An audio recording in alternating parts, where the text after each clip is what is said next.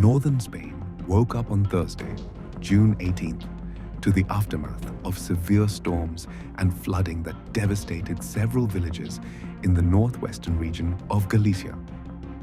In the municipality of Viana do Bolo, floodwaters and mud swept through communities after intense thunderstorms battered the area. The mayor of Viana do Bolo described the aftermath as desolating, saying entire villages were overwhelmed by the force of the water. Regional Galician television reported.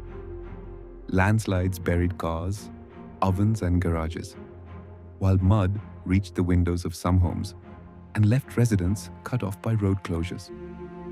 Galicia recorded nearly 6,000 lightning strikes in the previous 24 hours as thunderstorms swept across the eastern half of the region, according to regional media.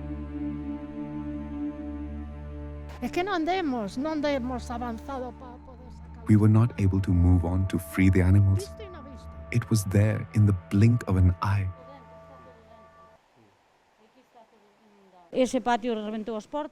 That courtyard has the doors broken.